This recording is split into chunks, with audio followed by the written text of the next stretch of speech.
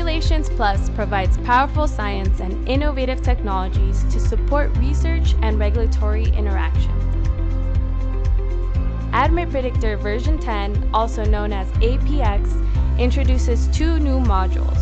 The new AI-driven drug design module, AIDD, integrates ADMET Predictor's top-ranked machine learning models with new generative chemistry, evolutionary algorithms, and #1 rated PVPK capabilities. And the new transporters module contains 18 new models dedicated to molecular transporters. Quickly and accurately predict properties, including our best-in-class models, solubility, log-P, and pKa, all from molecular structures. What's new in APX?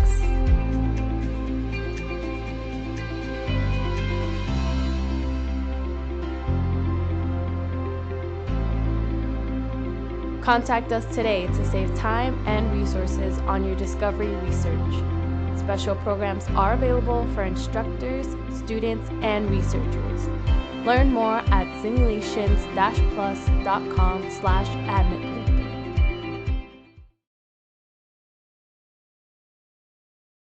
Good morning and thank you for joining us. There is no debate here. You are in the right place to learn more about AI-driven drug design.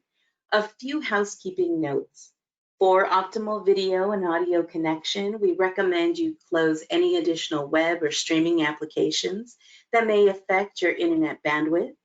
We take your privacy rights seriously, and by attending this event or participating in the upcoming Q&A session, you are allowing us to contact you for follow-up.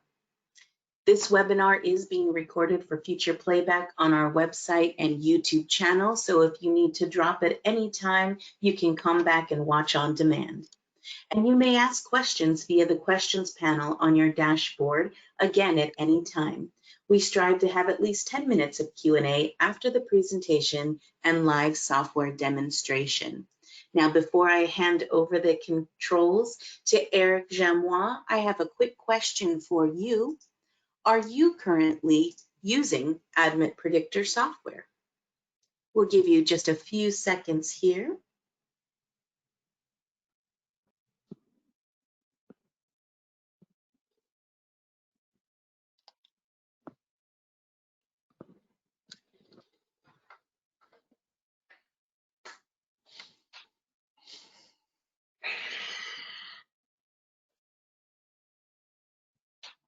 I'm going to go ahead and close the poll now. All right, it looks like a few of you are new to ADMET Predictor software, so it's my pleasure to introduce Eric Jamois, Business Development Director. Eric, take it away. All right, thank you, Arlene. Good morning, good afternoon, good evening, everyone. On behalf of Simulations Plus, I welcome you to today's webinar where we will present and demonstrate our new AI-driven drug design technology. As you've seen in one of the slides, it is termed AIDD and is delivered under our new ADMET Predictor 10.0 platform that was released just a couple weeks ago. We have a lot of information to share. So without further ado, I'm introducing Dr. Marvin Waldman, Senior Research Fellow at Simulations Plus. Marvin's been on the R&D team of Simulations Plus for about 14 years, and he's responsible for most of the research and development work that has gone into this new AIDD technology. And Michael Lawless, Senior Principal Scientist, will also be joining us as a panelist for this event. So Marvin, the floor is yours. Thank you. Thank you very much, Eric. Good morning or afternoon or evening, everyone, depending on where you're located. So I'm going to be talking today, introducing our new AI drug discovery module with ADMET Predictor 10, or with APX, as we like to call it. Before I get started, I'm going to provide a bit of motivation and background for how we got interested in this, and also some background on prior work in this area by others. So a few years ago, we initiated an in-house project to develop novel antimalarial compounds as a proof of concept to show how our in silico models and other capabilities could be used to design compounds for drug discovery. Excuse me. This has recently been published in the Journal of Computer-Aided Molecular Design, appeared a couple of months ago. The work was headed up by Bob Clark, another research fellow, senior research fellow at Simulations Plus, and Michael Lawless, who's a panelist, and a number of collaborators. The basic idea was we took compounds with known antimalarial activity against one of the target receptors, PF-DH-ODH, and built activity models based on those compounds. And you can see the performance of those models here. We generated analogs from some of those known compounds using our in-house SMERX transforms capabilities, and then tweaked those analogs a bit to make them a bit more novel and more synthetically tractable.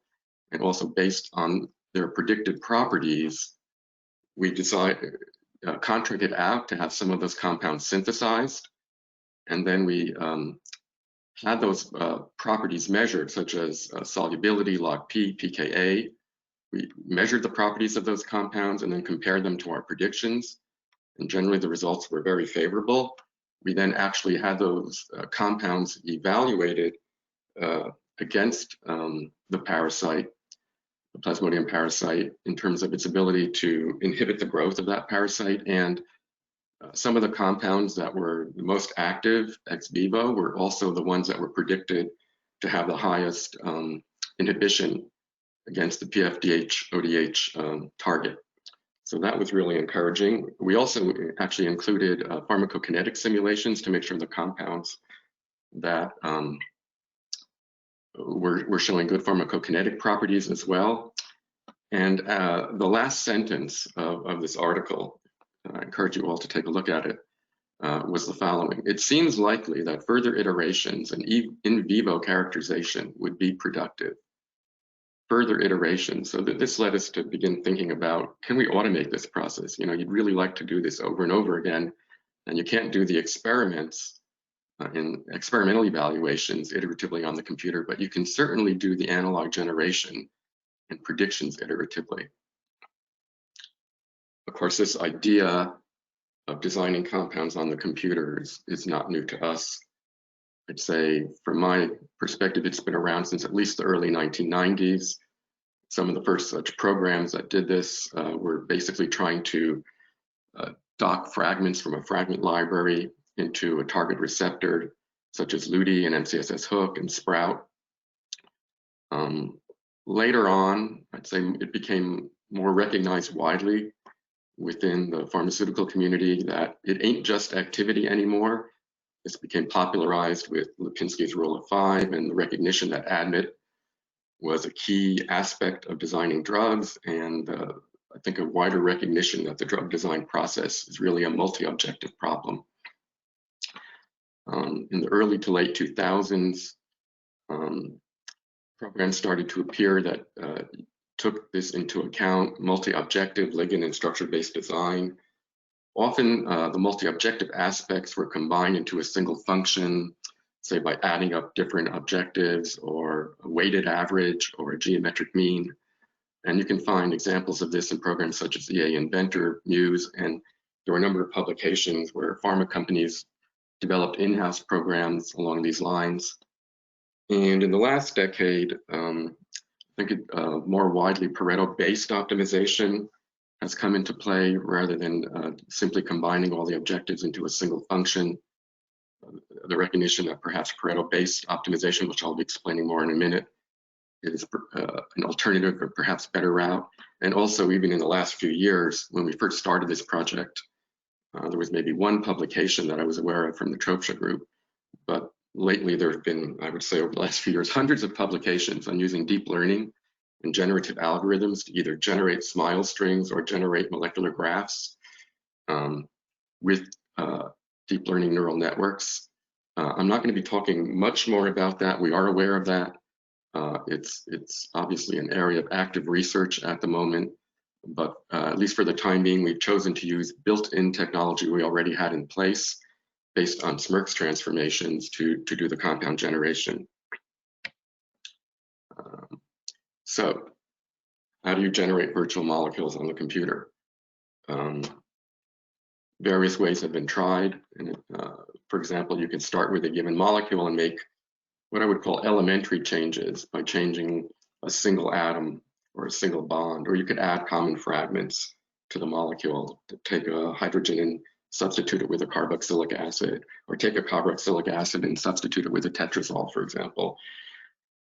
And when you're doing these kinds of things, you need to be aware of synthetic feasibility issues. It's very easy, as I'll be showing in a few minutes, for the computer to generate compounds that are totally nonsensical. So some of the things that have been tried have been to add filters based on structural alerts. You don't want the computer generating peroxides, presumably hemiacetals, lots of other things that are problematic.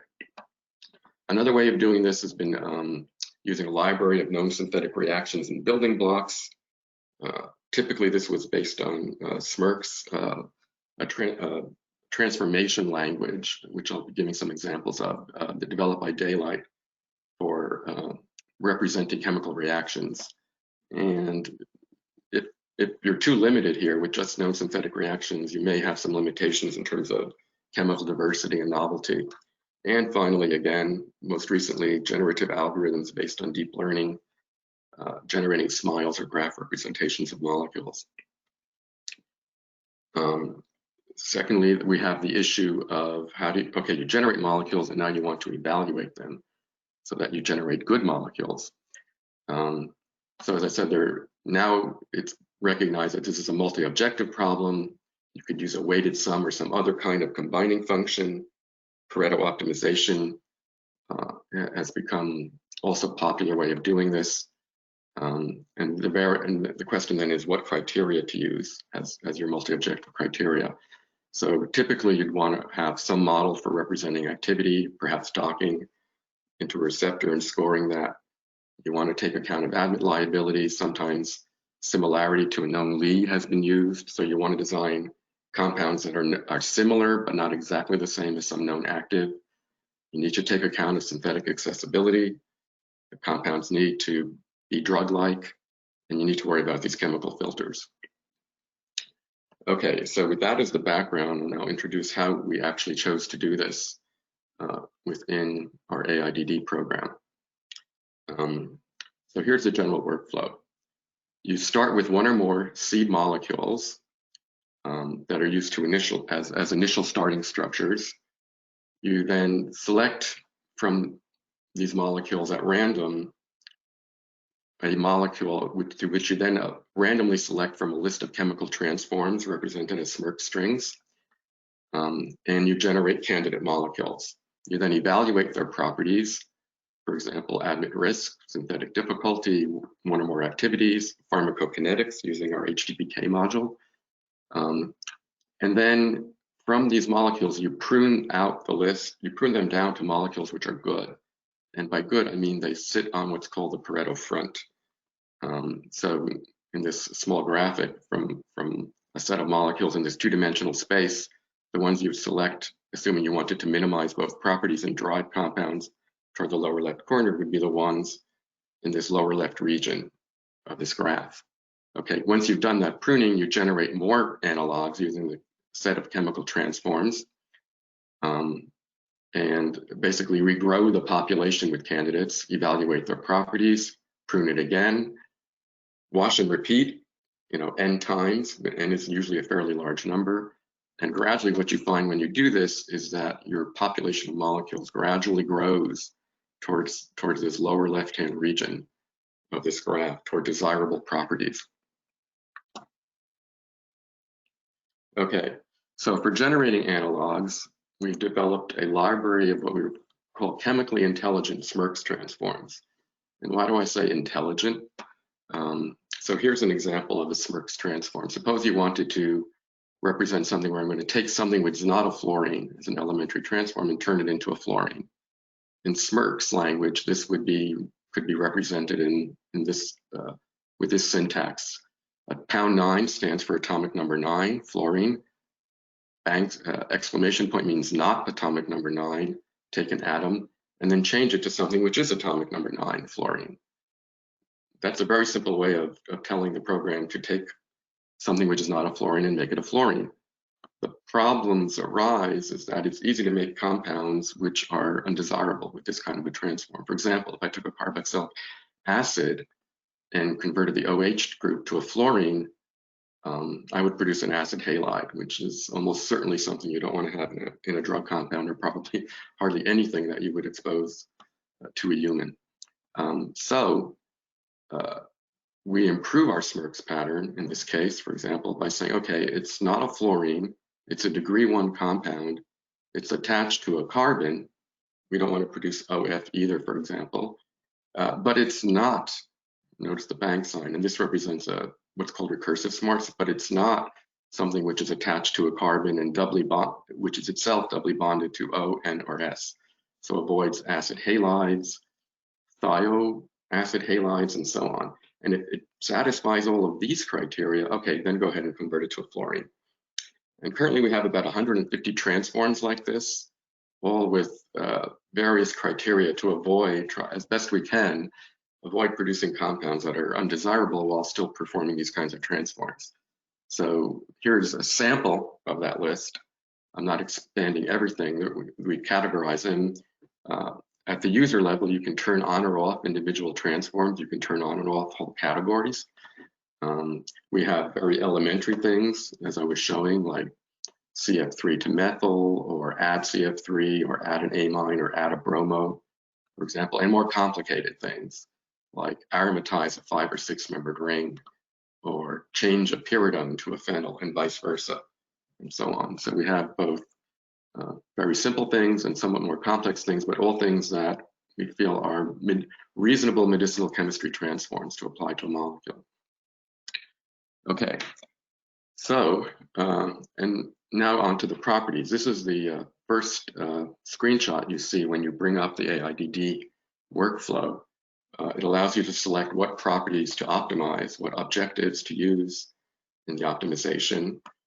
In this example, I've selected our synthetic difficulty scoring function, fraction bioavailable, from using our HTPK capabilities, ADMET Risk, and one of our built-in models for inhibition, for inhibiting HIV via strand transfer. You can select whether you want a given property to be minimized or maximized. You can select whether to perform the pharmacokinetic simulations for rat or human, what dose level to use. And there's various other things you can modify by editing a file that contains the parameters for performing the HTPK. And there's also penalties you can apply, which I'll speak to in a few minutes, involving out of scope factors. I'll explain that in a few moments. Okay. Now, I was mentioning, okay, so there's, coming back to this for a moment, there's 50 models here that you can select from. These are not all of our ADME models. We don't include classification models. So this is basically a set of regression models. But our recommendation actually is for most of our models to make use of the ADMET Risk score rather than the individual models.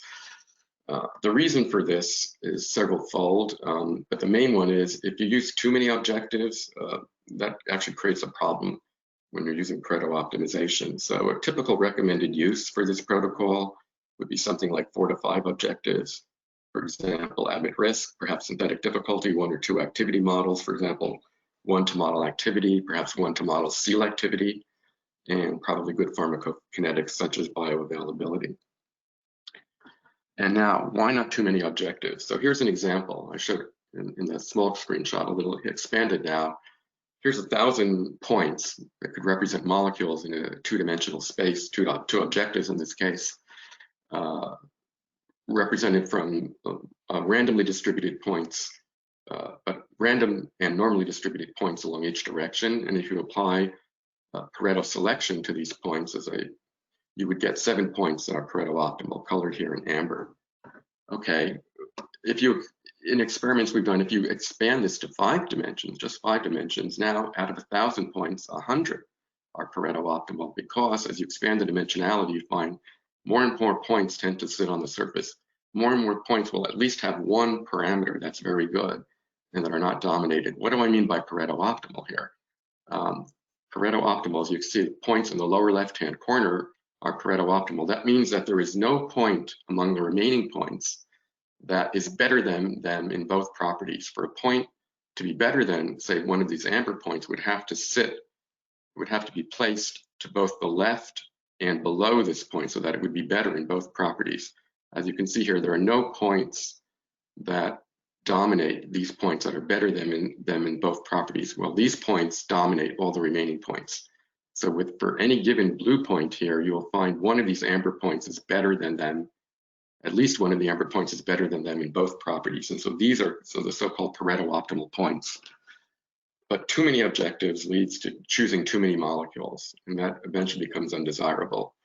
As I said, because most of them are good in just one or a few properties. So what we recommend is to make use of our ADMET Risk scoring, which basically combines aspects of absorption, distribution, toxicity, metabolism by various criteria into a set of rules, motivated and similar in some ways to Lipinski's rules, but making use in most cases of our ADMET property models.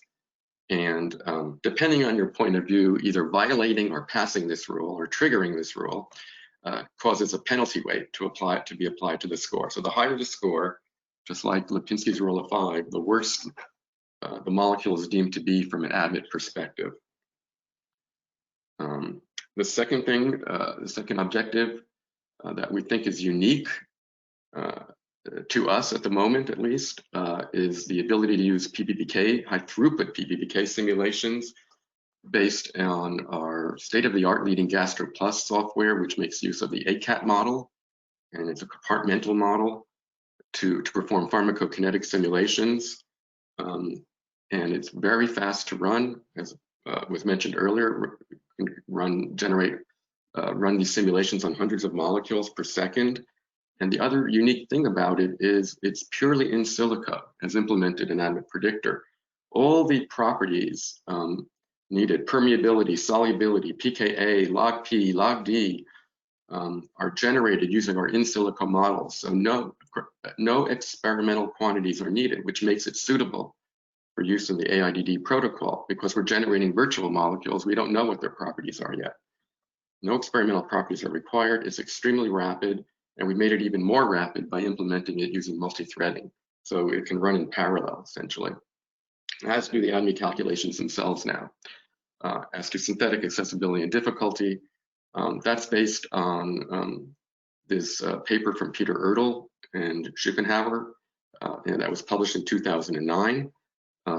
It's based on taking a molecule and representing it as circular fragments, starting from a given central atom and going up to 3 bonds out, and taking those fragments and comparing them to the frequencies that those fragments appear in a sampled subset of the PubChem database.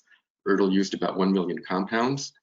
And the more frequent the fragment is found to appear in this PubChem database, the more it is assumed that that is a fragment that's readily synthesizable.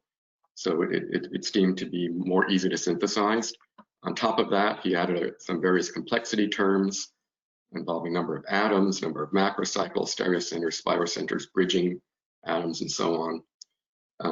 And he came up with a scoring function which ranges in his implementation from 1 to 10. We did something fairly similar, except we expanded that out and sampled actually 4 to 7 million compounds, virtually the entire PubChem after you throw out things containing metals and back structures, valence violations, and things like that.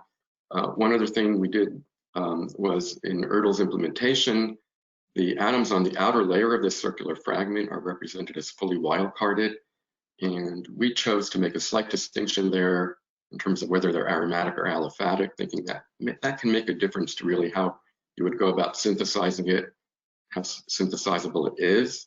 Complexity is the same, and we chose to make the range 0 to 10. And here we're showing a comparison of Ertl's score on the horizontal axis versus R function on the vertical axis, based on 40 compounds early published, and then the subsequent publication that also gave the scores for 18, I think it was 12 more compounds, so a total of 52 compounds, excuse me, 54 compounds. And you can see the scores are fairly similar. Then we also, this is something you'll see coming into play a little later. If we evaluate the range of those scores on a subset of the WDI, and the subsetting is performed in an analysis very similar to the way Lipinski generated a subset of the WDI for generating his rule of 5. So on these 2,260 drug-like subset of the WDI, the scores, peak around 2.5, and somewhere, above 4 to 5 is about as far as you want to go before it's clear that these are things that these high scores are probably things you don't want to think about designing for a drug, especially in terms of the effort it might take to make a compound that you don't already know is active, which based on predicted models. So we don't want to go much above 4 generally. Probably you would find your medicinal chemists are kind of resistant to making compounds that score much above 4. But then we found, when we actually evaluated this on virtual compounds, that the synthetic difficulty turned out to be a bit too optimistic on some virtual molecules. So we decided to augment it with drug-like filters based on some publications of chemical functional groups, chemical moieties that would be undesirable in drugs, done in a way so that the maximum penalty we applied is 4, even if it's got a lot of violations. Because once, as I said, you go much above 4, it doesn't really matter. You probably don't want that compound anyway. And this augmented version, we found aids the AIDD process. And we use the augmented version instead of just adding another Pareto objective, because we're trying to somewhat limit the number of objectives for reasons I mentioned earlier. So here were some early results that illustrate some issues we found at the beginning. If you look at some of these molecules, I'm pretty sure you would agree that these are not things you want to show to your medicinal chemist colleague as something you should consider making. This is what came out of some of the early runs where we were trying to optimize HIV inhibition and evaluating it for synthetic difficulty and ADMET risk. And you can see that, from the algorithm's perspective, this is a very nice looking compound. It's got phenomenal predicted HIV inhibition, fairly low ADMET risk, and from the synthetic difficulty scoring, doesn't look all that bad, but I would say to any chemist's eyes, it looks pretty horrendous. So when we took a closer look at this, we discovered, much to our surprise, that for most of our models, all the ones you'll be able to select from, we have something that evaluates it from in terms of its applicability domain. And all of these compounds were found to be outside the applicability domain of the HIV inhibition model. So what is applicability domain? So the way we evaluate that is for the compounds that are used in the training set, we evaluate what ranges of the descriptors are used to train the model, the property model or the activity model. And we basically draw a box here in 2 dimensions. In multi-dimensions, it'd be a hyperbox. And then we expand it to allow for a little bit of buffer room by 10%. And so anything that's sitting inside this buffer zone, this dashed square box, is said to be in scope. And if the properties are sitting outside that box, it's out of scope. It's outside the applicability domain. And so what we came up with was, we're going to add a penalty for compounds that are out of scope. And the default is 10. And so we subtract 10 from the score. Now these compounds don't look so good anymore. We also added a similar penalty to ADMET risk. So we're temporarily calling it ADMET risk plus. And so, but since ADMET risk consists of a set of rules, the penalty is done on a per rule basis. And as I mentioned, we also added penalties for synthetic difficulty for things that have undesirable fragments. And when you put all of those together, now these compounds don't look so good, which is somewhat reassuring. There's a kind of a flip side to that coin, in terms of synthetic difficulty. Compounds can also be deemed very easy to make. They get synthetic difficulty scores of 0 or very low. Yeah, well, they're very easy to make, they have kind of pretty low ADMET risk, not surprisingly. They're not that great from an HIV perspective, but because of the goodness of these two properties, they wind up sitting on the Pareto front. They're kind of hard to eliminate. So we came up with the idea of assigning capping values. The idea is, so here I'm showing it for synthetic difficulty and fraction bioavailable. The idea, if the compound is better than 2.5 in terms of its synthetic difficulty, remember that was the peak on that WDI focus subset. When we say that's good enough, we don't care if it's better than that, and we want you to focus on the other objectives. Okay, and similarly for fraction bioavailable in this case, if it's greater than 90% bioavailable, that's good enough. We don't want to keep compounds that have some really low synthetic difficulty because they're better on that score but bad on the other objectives. So the way we deal with that is by assigning these capping values. These are optional, but we have some recommendations here. And when we apply that strategy to these very simple compounds, so all there is with synthetic difficulty scores suddenly jump to 2.5. And now when you compare them to these other reasonable compounds, somewhat more reasonable, at least I would say, sort of drug-like looking, that also came out of the algorithm, they're assigned synthetic difficulty scores of 2.5, but now they're better once you sort of discard that synthetic difficulty by capping it. In terms of their predicted inhibition, and their ADMET risk is actually better. And that allows these compounds to dominate these from a Pareto perspective. They're better on 2 scores, they're tied on the other, and so they're considered better, and then they cause these compounds, thankfully, to get thrown out of the population. So they don't pollute your population, you don't waste time generating analogs of compounds you're not interested in, and it basically improves the overall performance of the algorithm. Okay, so the next screenshot you would see allows you to do further restrictions on the chemical space. You can specify scaffold queries. You can specify that I want compounds that satisfy a certain chemical scaffold. You can also specify default filtering criteria that become hard filters, not just penalty filters. We provide you with a default file for this. You can either use it, clear it out, not use it, modify it, use your own. The filters can be either, for example, smarts patterns. So in this example, we're saying this carbon double bond O to nitrogen. It's basically an amide functionality. We say this U greater than or equal to 4 means I don't want more than 3 amide groups in my molecule. So U greater than or equal to 4 would mean it would match this query. And if it matches this query, that means it's a problem, basically. So you're going to allow up to 3 amide groups in the molecule. Or I say, in this example, this is not a smarts pattern. These are pre-built-in properties you can use. So I don't want more than 65 atoms in my molecule, 65 heavy atoms.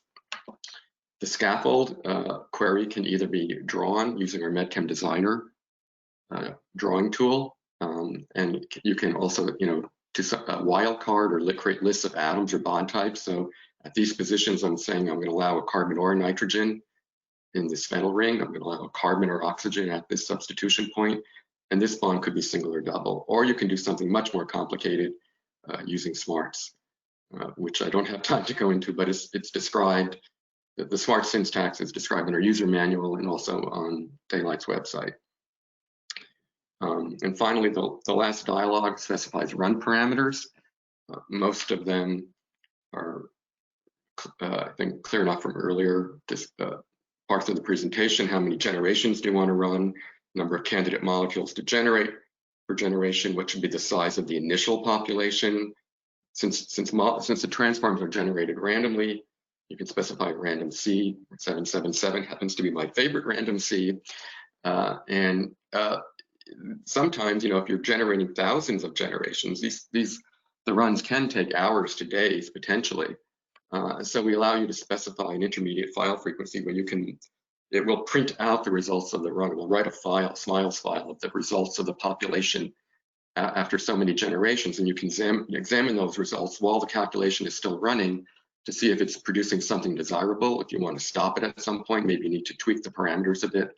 Maybe it's producing undesirable molecules in some aspect. You want to change the filters or the scaffold and so on. And for reproducibility, there's a parameter that specifies whether you want to run it multi-threaded. So in terms of the one parameter I didn't mention was this minimum size.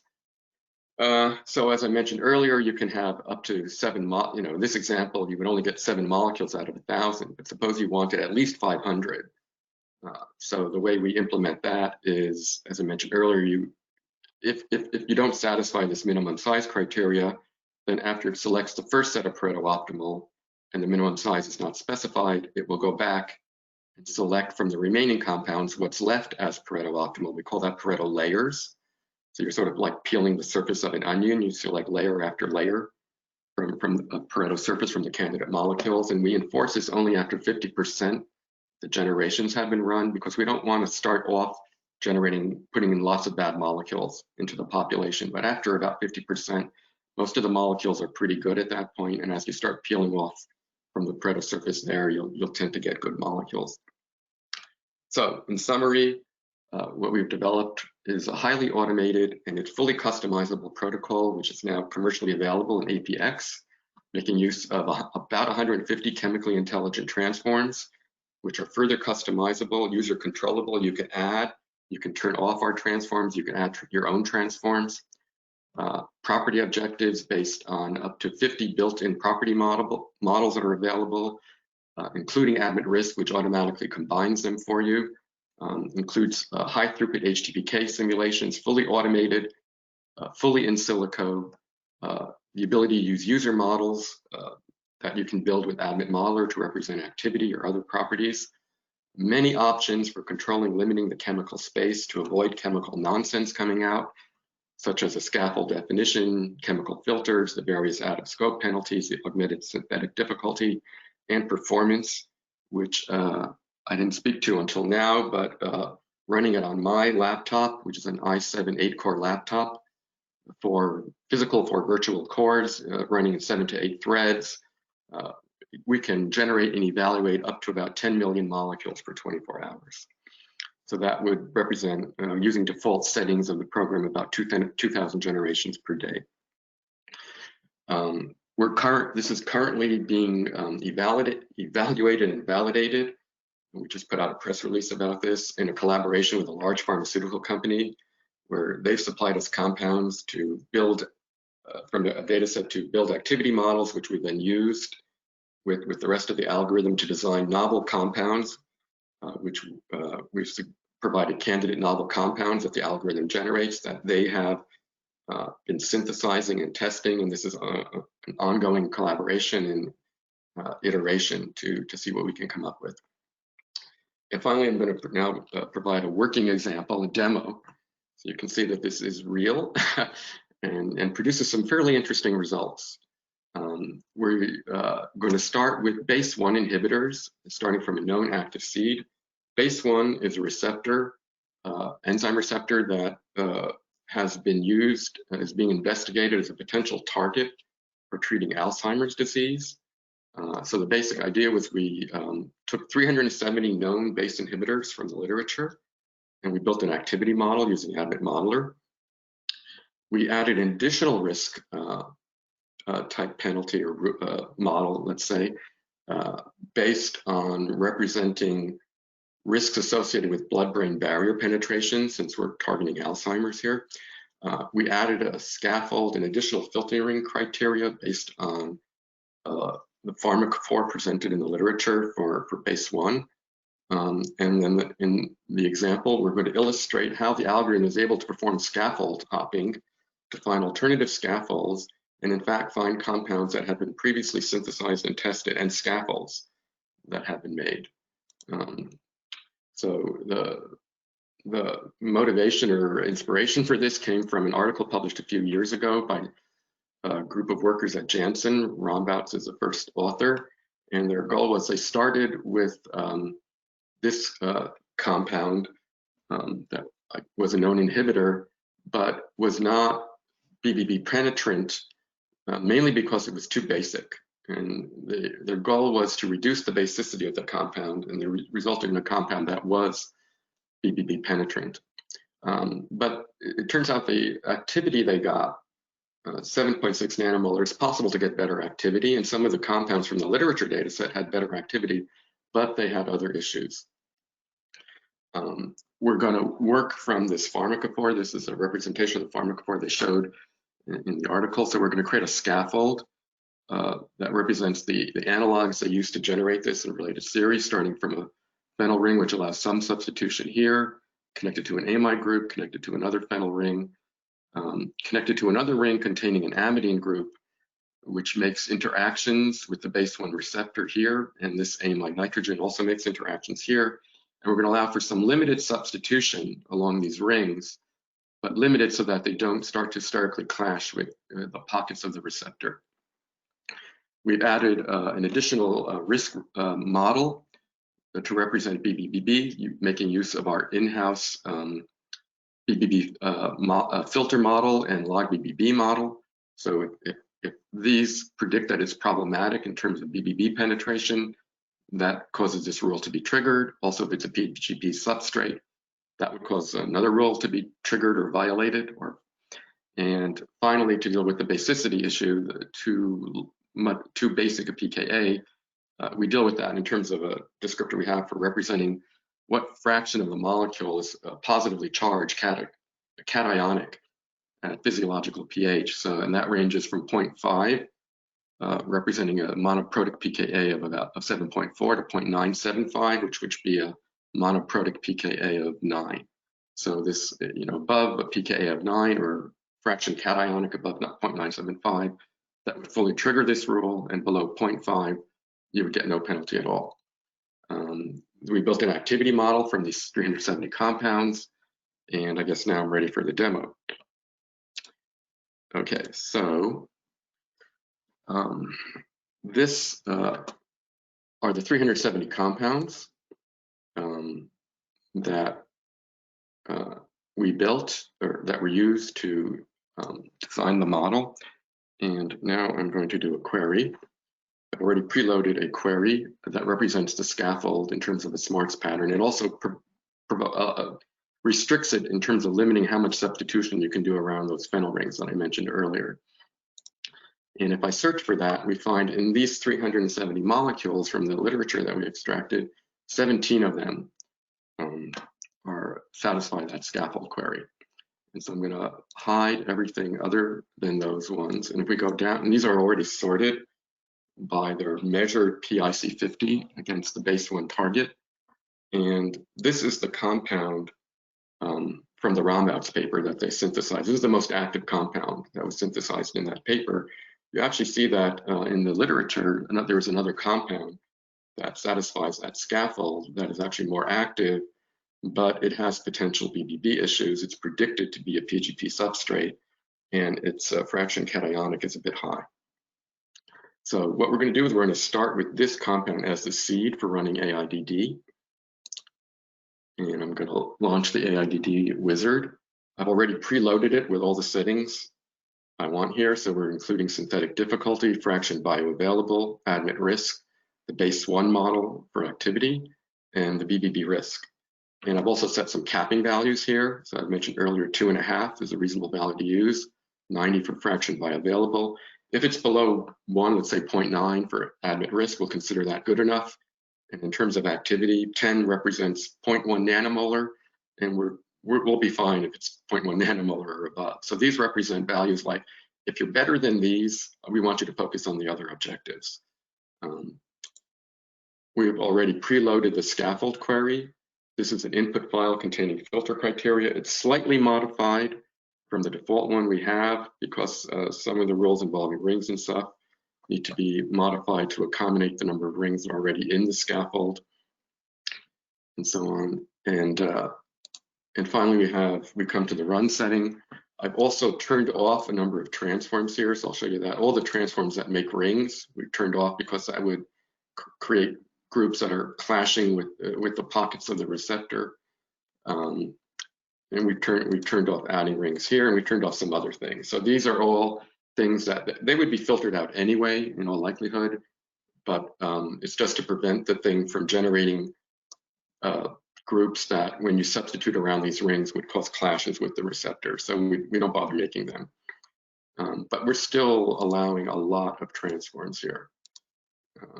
Change chain length, break ring even, add functional groups, still quite a few things that are turned on.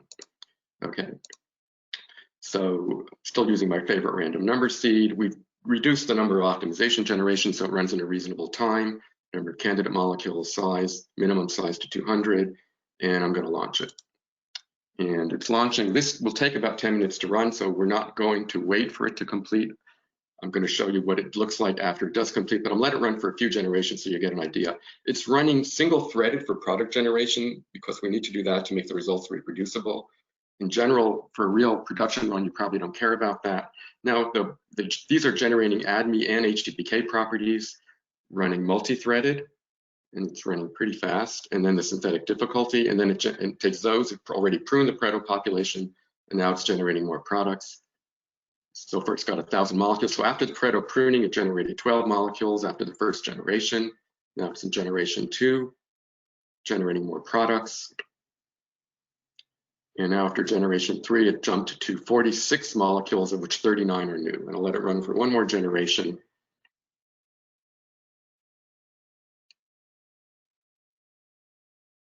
And now it jumped to 96 molecules. Okay, so while that's running, I'm actually going to load the results. So these are what you get after it finishes. It takes about 10 minutes to run. These are the resulting molecules. It found 423 molecules altogether after 50 generations. Actually 422, and we added back in the seed molecule. So you can see how it compares. Now, I'm going to, and we show the results of the objective. So in terms of the predicted inhibition, the values range from 4.7 to almost 10. ADMET Risk 0.9, that was because it was capped there, up to almost 7. BBB Risk 0 to a full value of 3, and synthetic difficulty. Now I'm going to filter that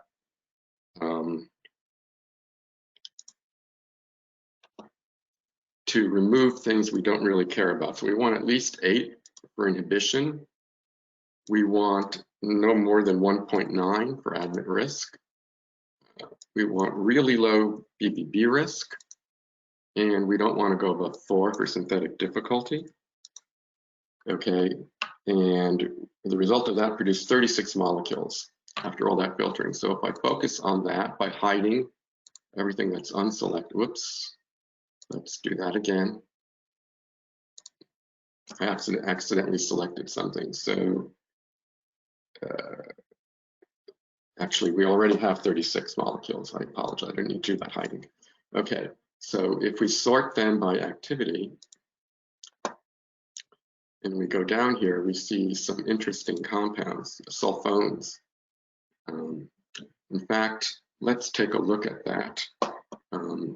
And let's launch a query, and let's look for sulfones. O equals S equals O. And 18 compounds out of the 36 had a ring sulfone group in them. If we go back to that original data set that was used in the training, sorry, I need to filter this for the scaffold query.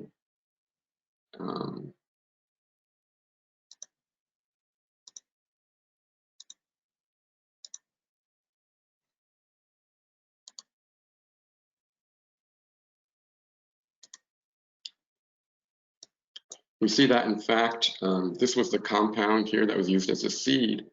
The compound that was more active was a sulfone. In fact, there are only 2 sulfones in this entire data set, one of them that satisfies a scaffold and one that doesn't. If I take this compound and copy it and go back to the results, and let's turn off the filters. So reset the ranges back to 0. Nothing is hidden now. And if I launch a query, paste from clipboard, this is the query, that molecule that was in the original training set. The algorithm found it. The algorithm actually was able to jump from the seed molecule back to that compound, the most active compound in the training set that satisfied that scaffold query. It was filtered out earlier, as already mentioned, because it had the high BBB risk. But it found other compounds that had this kind of a ring system, the sulfone in the ring. As I mentioned, it found 18 compounds that satisfied that scaffold and satisfied the filtering criteria I was applying that are analogs of this. It jumped from the seed compound here into this scaffold. It managed to modify the ring and found this alternative compound. We also found 18 more compounds, none of which are in the training set, that have this ring scaffold and different analog substitutions around this ring. All of which it found were actually more desirable because they didn't have IBBB risk. So if we go back and look for those sulfones again here,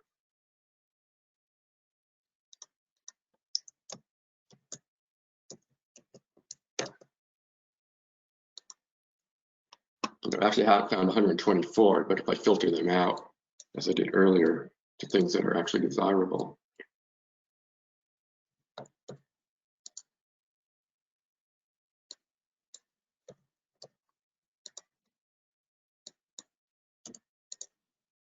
and we sort down, we actually found compounds with quite high activity, good bioavailability, low ADMET risk, low BBB risk, and synthetically tractable that were actually deemed to be better than any of the compounds in the training set or any of the compounds that were synthesized by the Rombaugh's group. And finally, one other interesting query I would like to show is the following group. So let's go back here, turn off the filters again. Everything is shown. I'm going to launch one more query. This is another kind of scaffold. Let's focus on that.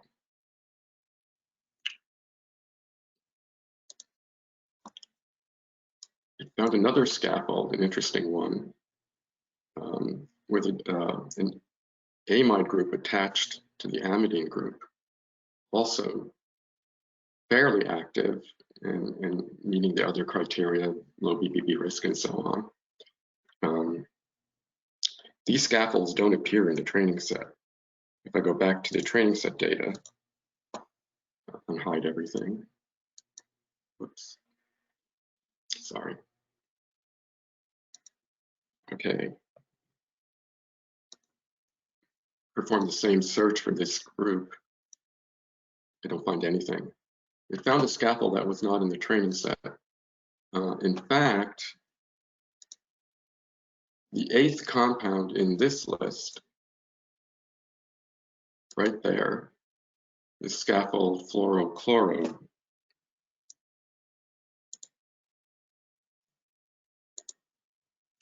is in fact this compound that was all earlier synthesized by Janssen. So again, it jumped from this oxazine type compound to another scaffold, which is known to be an active, also an active compound found, and it found, a total of, I leave everything unhidden again. Reset control panel, filter ranges, search for the scaffold again. It found 13 compounds that matched this scaffold, and some of them had actually better predicted activity than the one Janssen made. And with that, I will conclude the presentation and the demo. Hopefully this has been somewhat convincing about the power of this program, and I guess I will now open it up for questions. Thank you, Marv. Before we get started with the questions, we do have another question for the audience. Do you currently have internal efforts or interests directed towards generative chemistry for compound optimization?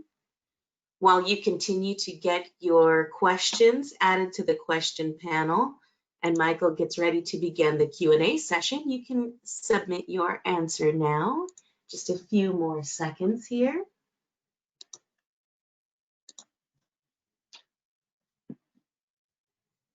The current run is still running, but it's almost done.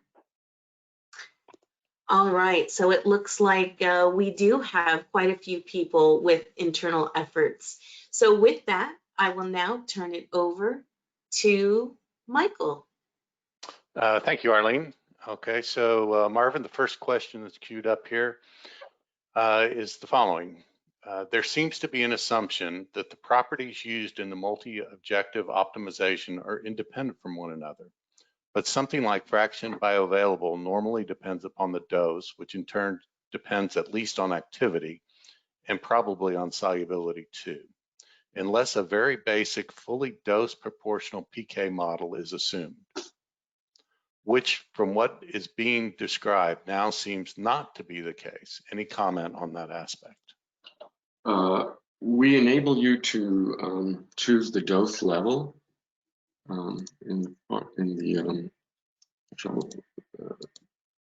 if I launch the fraction bioavailable. Percent F, or okay, PK simulation. So you can choose the dose level, and you can also control other parameters of the simulation. In the normal run, you can actually choose multiple dose levels. For AIDD, you choose a single dose level, but we set it at 10, which is a fairly large dosing level. There is, of course, some correlation between things like solubility, log P, and the pharmacokinetic simulations. The point of the pharmacokinetic simulations is they take account of the way these properties combine in such ways that it wants them to be desirable in ways that the various combinations of these properties produce good pharmacokinetics. That's the kind of the whole point of the pharmacokinetics. It isn't just the properties in isolation, but the way they combine to give a compound with good pharmacokinetics. And so that's why we provided this additionally. Okay. I'm sure you can find, okay. That's my answer for the time being. I'm sticking with it. Yep. Okay, by the way, the other run finally finished. And just so you can see, it produced the same 423 molecules. So the results are what I was showing earlier. Cool. Okay. And this is just kind of a clarification. Is the extremely fast, no data required PBPK model the same as the HTPK model or something different? It's exactly the same. Okay. Okay, so another question, when combining scores, have you considered using consensus methods? That's something you can do. We haven't tried it, but we have what's called, you can specify what we call an MLR or a PLS model, where you can use various ways of combining different functions or descriptors. And most recently, we've implemented something, a max or a min. You can take the maximum or the minimum of a set of values, which is sort of like a consensus, or you can take a geometric mean or an arithmetic mean. So ADMET Risk is kind of a consensus because it's taking an arithmetic sum of various criteria. Yes, things along that line are possible by the user by making use of the tools we already have, but beyond ADMET Risk, we haven't tried a lot of examples along those lines, but they're certainly, the program, the customizability of the program allows you to do things like that. Okay, yep, thank you. So another one is, can you comment on the pros and cons of SMERCS-based transformations versus the deep learning-based generative model? I would say the main pro is that you have more control over what kinds of things it's going to generate versus the deep learning ones, admittedly, are very powerful, but it's kind of, from everything I've seen to date, they're kind of hard to control in terms of what kinds of molecules they're going to generate. So that's, I would say, the advantage of the SMERCS transforms. Potential disadvantage is you have to specify them all out to generate that level of control. You have to, make sure you've got what you want there.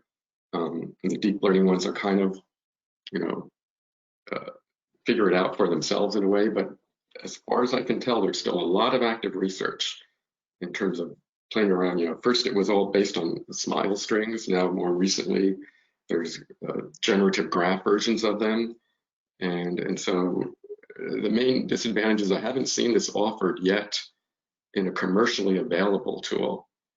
Some companies are offering it through, consulting services and things like that, but I'm not aware of it being available as a general commercial tool. And the second issue is, having control over what it actually produces versus it's quite a black box at the moment from my perspective.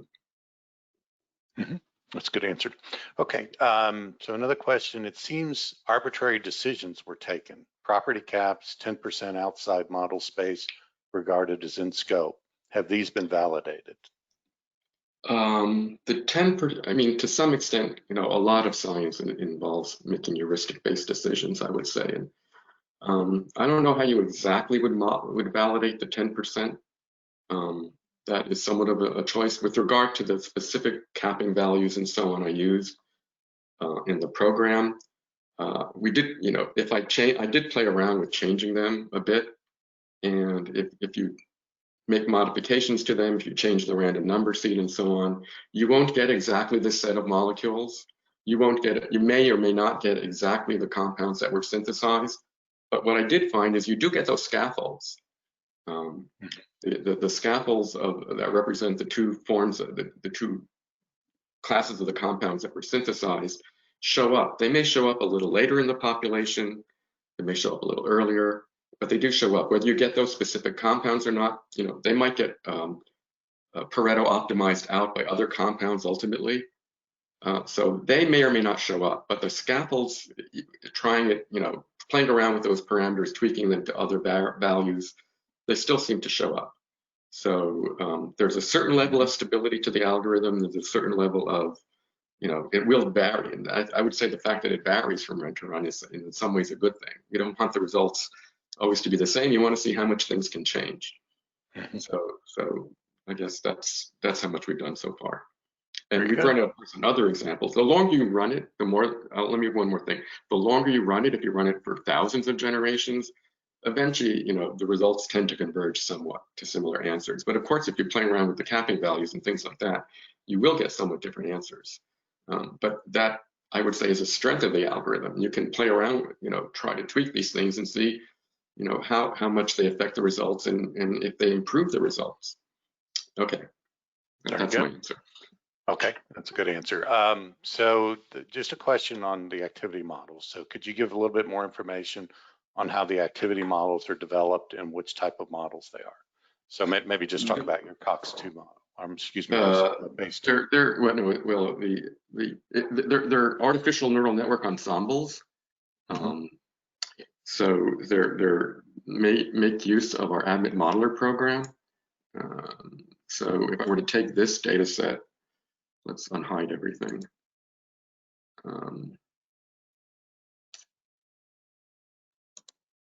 And I were to launch it here, all the spreadsheet rows. Cancel, sorry about that. This is that's interesting. Oh, because it doesn't have descriptors. Actually, it does. Anyway, I think I need to remove the seed compound. Well, anyway, let me just load a different data set so you get an idea. Let me open up demo 2D.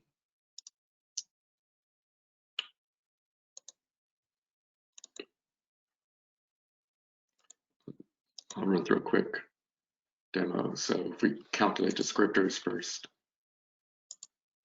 this is running multi-threaded, so 104 molecules was generated in a couple of seconds. Then we can launch our ADMET modeler program. I'm telling it I want to build a model of log P.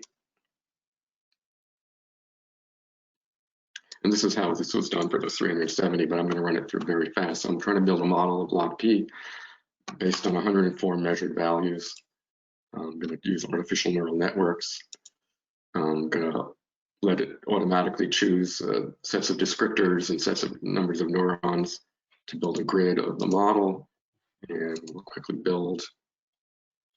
This took a little longer with 370, and I played around with various things, and you can look at model performance and so on. So this is building models with different neural network architectures in this case, based on 104 molecules with measured log p-values, and you can build different artificial neural network ensemble models. And that's how that was done. The test set selection is automatic, and that's how that was done for those 370. But I don't, time doesn't permit me going through the details of everything I did there, but that's the general idea. We use our ADMET modeler program to build an artificial neural network ensemble model for the base one activity.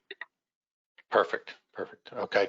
And then another question is, are all the molecules found at the end of the Pareto, under the process Pareto optimal, which they are, I'm sure.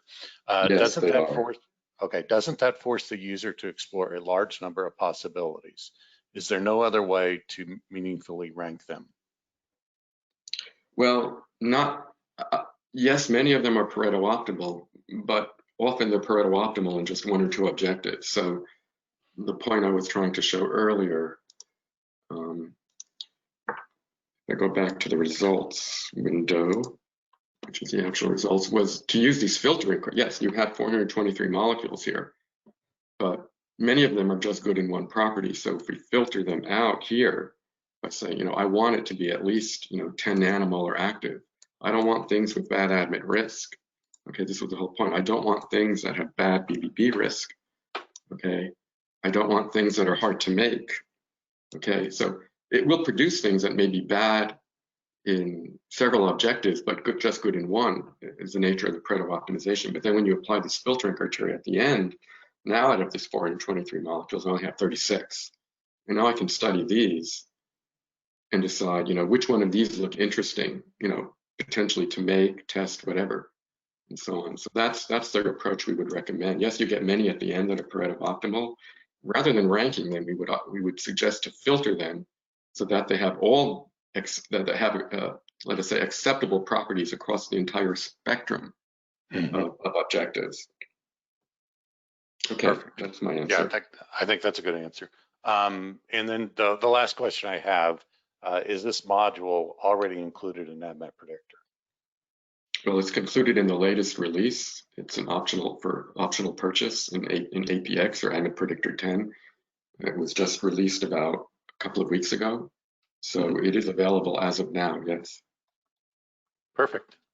All right, that's all the questions we have. Let's see, do I turn it over back to Arlene or? Yes, thank Eric? you. Okay. Thank you, Michael, Marv, and thank you, Eric. You've definitely shown us how the AIDD module integrates ADMET Predictor's top-ranked ADMET property prediction models with multi-objective compound optimization capabilities. Now, for our audience to test drive ADMET Predictor's next generation technology for yourself, please visit our website at www.simulations-plus.com. This concludes our webinar for today, and we look forward to virtually seeing you next time at the next online event. Have a great day.